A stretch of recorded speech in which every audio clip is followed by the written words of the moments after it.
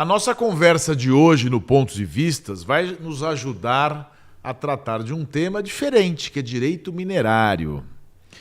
A gente recebe aqui no estúdio da OAB a presidente da Comissão de Direito Minerário e também mestre em Direito Processual Civil, a doutora Taji Assenheimer.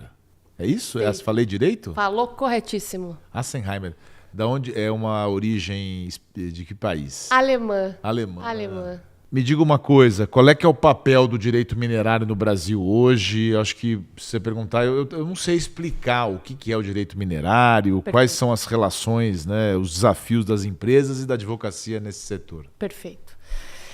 Muito bom, primeiramente agradecendo novamente pelo convite. É uma grande oportunidade estar aqui e poder falar um pouco desse tema que apesar de extremamente essencial e importante, não é tão bem tratado e eventualmente é mal visto em relação a algumas tragédias que infelizmente aconteceram, que nunca se pode diminuí-las, né? Então, o direito minerário no Brasil, a gente até trata ele como o direito da mineração, ou seja, todo direito de alguma forma vinculado à atividade de mineração, ou seja, o direito regulatório vinculado à ANM, o direito imobiliário com relação às relações do minerador e aquele proprietário do solo, o direito ambiental dentro da mineração.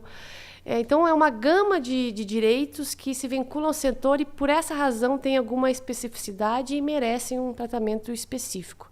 Então, essa é a importância de nós termos o direito da mineração e, em especial, a essencialidade da atividade de mineração para a economia mundial, para o dia a dia da população, para o desenvolvimento, para revoluções tecnológicas. Então, a gente vê muito no Brasil, talvez até um pouco diferente do que em outros países, um déficit reputacional grandíssimo em relação à mineração e o entendimento do que é mineração. Quando se fala de mineração no Brasil, em geral se avalia que está se falando de garimpeiros de ouro, joias preciosas, eventualmente se recorda de algo que nunca pode ser esquecido, que são as tragédias envolvendo as barragens, mas nunca se recorda que a mineração é essencial para o nosso dia a dia. Ela está na infraestrutura, ela está no agronegócio, ou seja, na segurança alimentar, porque muitos dos fertilizantes são de origem mineral, ela está na nossa casa, porque areia é mineração, automóvel é mineração, então é algo que é imprescindível para a nossa vida. Então, quando você se refere às tragédias das barragens, você se refere a Brumadinho e Mariana. Perfeito. O que aconteceu, afinal de contas, e onde que o direito da mineração falhou, a aplicação dele? Porque assim, a gente ouve, mas a gente acaba não tendo o diagnóstico mais, né? Essas são tragédias, inclusive, recorrentes no Brasil. Sim. Tem alguns números que mostram que esses acidentes eles têm ocorrido, inclusive, em países desenvolvidos, né? O direito tem algumas limitações em relação a esse tipo de acidente. Muito se fala, por exemplo, no estado da arte, da engenharia em relação àquele elemento, né? O que o direito pode trazer e trouxe e traz são mecanismos regulatórios e jurídicos de maior fiscalização, de criação de elementos preventivos, mas muito tem a ver com a gestão daquele assunto e com elementos de engenharia que nem sempre são homogêneos, nem sempre são unânimes. Quando se fala a ciência, não se lembra que a ciência em si tem muita divergência interna. A ciência nunca é uníssona. Então, o direito ele é importante nisso como elemento preventivo, como elemento de aperfeiçoamento normativo, mas eu arriscaria dizer que ele não é nem o principal elemento, nem o mais importante quando se trata desse tipo de estrutura. Mas nesse caso dessas estruturas que ruíram, faltou regulação efetiva ou legislação? A gente... É uma resposta que não é fácil de se dar, mas a gente entende que, de fato, a questão ali não era tão jurídica quanto técnica e de gestão de assunto. Então, assim, E essa questão de gestão, às vezes, envolve níveis extremamente sofisticados em relação à engenharia e entendimento dela. Então, realmente... Falha humana. Pode ter sido. Tá. Nós não temos ainda um diagnóstico por um inquérito fechado, você não tem conhecimento? A gente tem avaliação disso, mas realmente não é algo mas então, que possa ser tido como preto no branco, né? Mas então, o que o Estado ou a próprio direito mineral tem, quais são os instrumentos para tornar esse setor mais responsável de maneira que não aconteça essas tragédias? A Agência Nacional de Mineração, depois disso, implementou a Política Nacional de Barragens, criando uma série de mecanismos extremamente rígidos até para evitar ou mitigar quase ao mínimo os riscos de rompimento de barragem. O que gerou, inclusive, um elevado custo aos empreendedores de administração dessas estruturas de barragem, para fim de cumprir as rígidas exigências estabelecidas, até para fins de mitigar ao máximo qualquer risco que tivesse, que pudesse ter, né, em relação às estruturas. O que tem trazido um movimento de descaracterização das estruturas para fins de substituí-las por estruturas a seco e assim não ter esse risco de rompimento, né, desse barramento e do curso da água impactar ambientalmente, né, impacto do meio ambiente e de pessoas, vidas e demais questões. Então a operação minerária acaba sendo feita a seco para evitar esses repositórios de água e, eventualmente, que eles forcem as estruturas a fim de rompê-las. Então, esse tem sido o estado da arte da mineração brasileira. Pensar em tecnologias alternativas que não usam de barragem, ou seja, de estruturas, de barramentos, de estruturas líquidas, de rejeitos, para fins de compor a sua operação de extração mineral. Então, depois de tudo isso, tem sido a solução, porque se avaliava que o risco era muito baixo de rompimento, porém o dano é muito alto. Então, ainda que você consiga mitigar o risco ao mínimo, considerando que o dano pode ser alto, é recomendável, então, pensar em outras tecnologias para que você não precise usar a estrutura de barragem dentro do seu processo produtivo minerário. Aquela velha história, eu posso dizer que essa foi a resposta maior e talvez mais eficiente. Entendi. Às tragédias. O risco baixo até que acontece com você, né? Risco baixo, mas uma vez acontecido, o dano é alto. Então, ainda que baixo, né, é recomendável pensar em outras tecnologias. Então, doutora Tagi, tem uma outra questão que envolve o direito minerário, que são os desdobramentos da guerra tarifária entre os Estados Unidos e outros países, e que tem impactado as diversas cadeias produtivas, incluindo os minerais estratégicos. Quais são esses reflexos no setor no Brasil e no setor específico? Perfeito. O mercado ele já é naturalmente volátil, né? O que poderia nos trazer alguma discussão de se essa nova política poderia, dentro de uma estrutura contratual aí de venda de minério ou fornecimento, ser tida como um caso fortuito ou força maior, que em geral não é considerado, porque essa volatilidade é muito comum dentro do mineral estratégico. Ela depende muito de política pública, o que está sempre alterando a depender da avaliação do governo que está à frente, né? O Trump, como um governo mais conservador, ele está numa medida de valorizar a economia interna, né? Isso impacta diretamente o mineral estratégico ferro, que é o nosso principal mineral estratégico. A gente é abundante em ferro e é um dos maiores exportadores do mundo de ferro, que é essencial para uma série de questões. Ele é a matéria-prima do aço, então pode-se imaginar quais são os usos dele. Quantidade. Desde os seus eletrodomésticos de cozinha até grandes estruturas de infraestrutura e estradas. E o que acontece? A China, como se sabe, é uma das maiores produtoras de produtos através do aço. Abre uma oportunidade com a China. Abre uma oportunidade com a China, mas o que acontece? Os Estados Unidos era um grande cliente da China. Ou seja, a China era uma grande cliente do nosso ferro E, por sua vez, ela, com suas siderúrgicas, era uma grande cliente dos Estados Unidos. E agora têm sido criadas barreiras para esse comércio. Mas então, de fato, isso impactou. Há uma tendência de baixa do preço do minério de ferro, que é uma commodity, mas se entende que a médio ou a longo prazo isso vai se estabilizar e até eventualmente se valorizar, porque eles entendem que as demandas serão reorganizadas e não reduzidas. Então, de alguma forma, o cliente da mineradora vai mudar. Então, a demanda vai continuar, mas ela vai se reorganizar. Então, ele está no momento de reorganização. É assim que o mercado está avaliando. Embora a gente... Mas não está desanimado, não. Não, desanimado, acho que não... Desanimado é uma coisa que, com tanta coisa acontecendo, e ainda mais com esses desdobramentos todos, você mencionou que o Brasil é um dos maiores exportadores de ferro.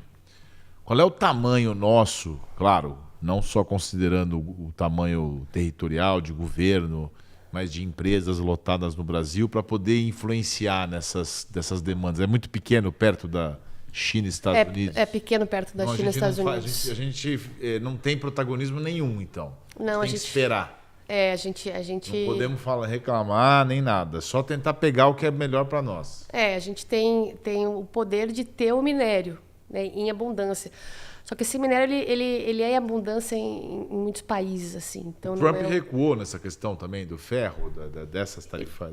Ele recuou, ele tem mudado, ele reduziu. Ele tem feito isso com várias situações, né? Com vários países. Sim, aparentemente ele está acomodando ainda decisões. Então, eventualmente, não estavam tão maduras ou tinham variáveis que ele não tinha considerado, razão pela qual ele tem mudado, mas a gente vê o alinhamento dos Estados Unidos, de alguma forma, está alinhado com a Europa. Então, há um movimento de buscar autonomia em relação à China, o que não é de todo mal, se for pensar sob o ponto de vista de potencial competitivo em geral do mundo, né, do planeta.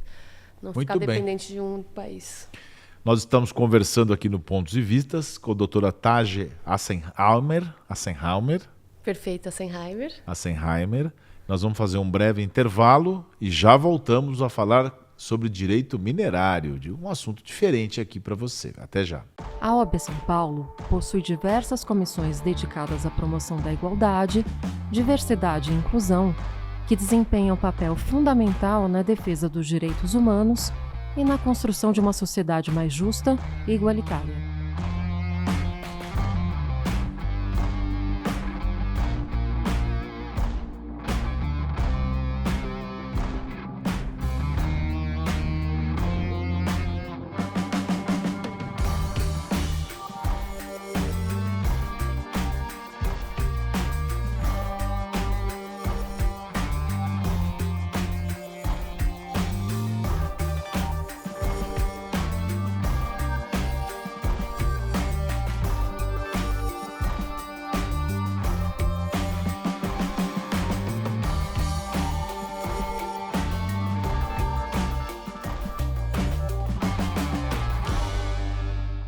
Voltamos a apresentar o Pontos e Vistas com a doutora Tage, que é presidente da Comissão de Direito Minerário aqui da OAB de São Paulo. Doutora, tem uma lei que foi aprovada recentemente no Senado, né, que é a Lei Geral de Licenciamento Ambiental, que parece que unifica, centraliza, simplifica essas normas todas.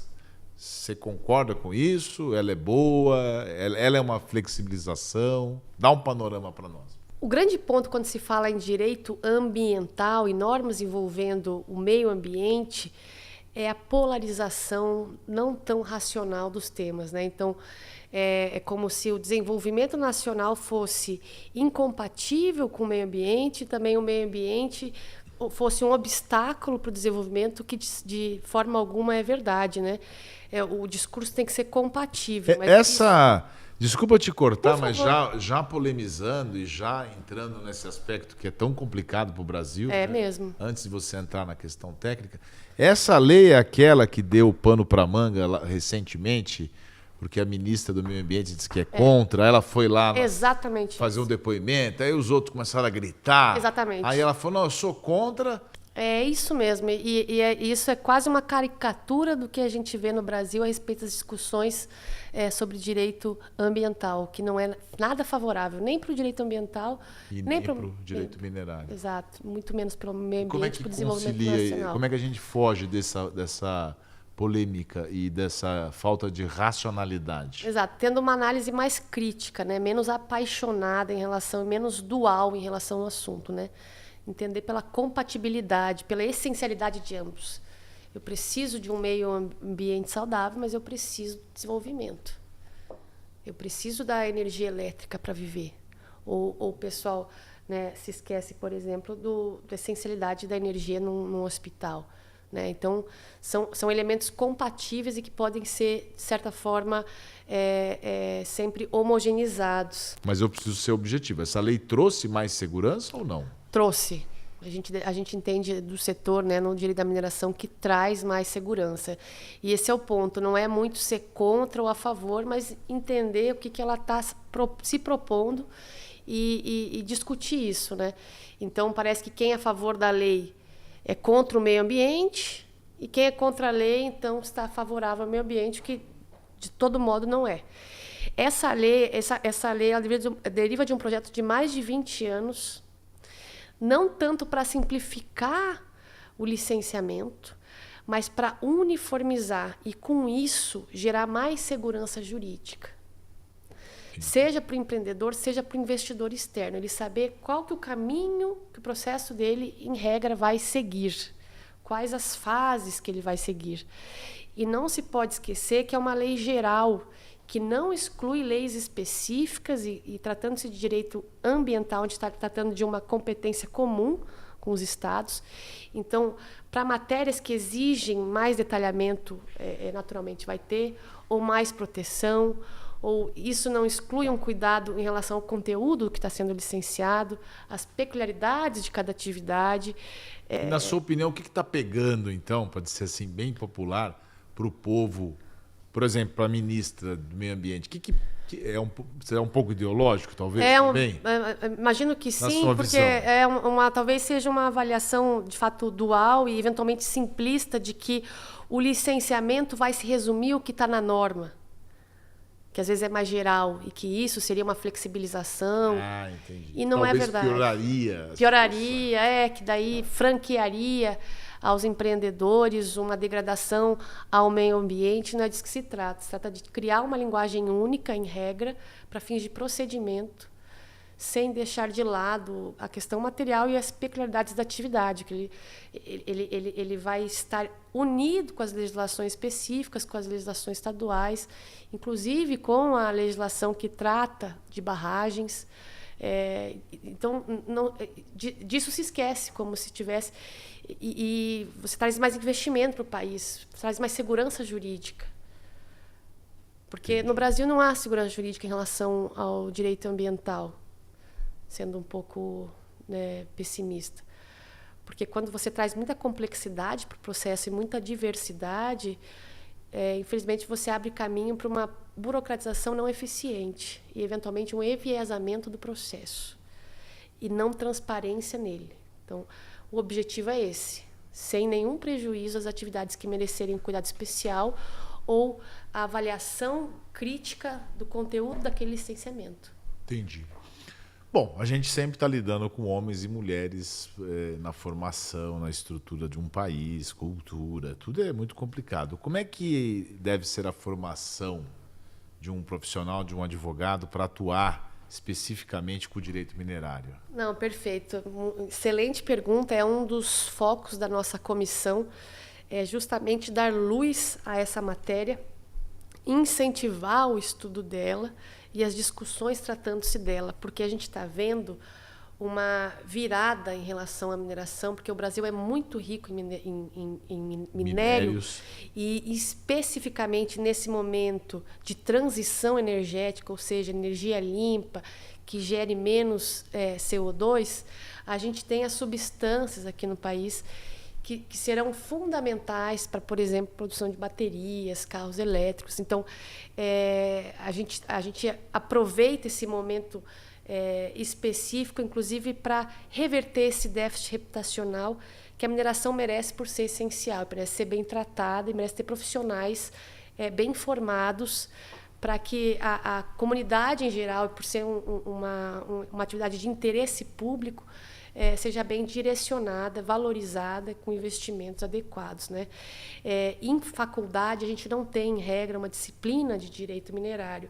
Salvo engano, a gente vai ter, talvez na UFMG, talvez algum elemento na pós. Muito se mistura em relação, às vezes, no direito ambiental, se coloca um elemento lá e mineração é muito mais do que a sua interface com o direito ambiental, com o licenciamento. E o momento atual de desregionalização da mineração, ou seja, ela sai do polo de Minas Gerais e se torna muito mais difusa, ela vai para o Pará, ela vai para a Bahia, ela vai para Goiás, ela está muito em São Paulo. Ainda tem aqueles garimpos ilegais, aquela imagem de serra pelada, isso ainda tem no Brasil? Isso sempre tem. É? Tem. E não tem fiscalização? Enquanto tiver, tem, mas... O pessoal morre nesses negócios, né? Sim.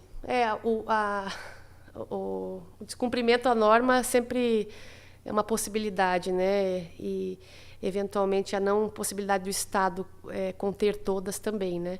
E, falta de fiscalização. Falta de É fiscalização. um dos problemas enormes. Ou a ausência de pessoal, porque isso é um outro ponto. A Agência Nacional de Mineração é uma das agências mais deficitárias no país sob o aspecto de orçamento, o que parece um contrassenso, né? Então, se eu preciso de uma fiscalização, se eu preciso de um caminhamento adequado, por que eu não invisto na agência? Mas será que essas agências são agências regulatórias? Perfeito. Como tem, por exemplo, de telefonia. Como tem Mas da nunca energia, funciona por exemplo. contento.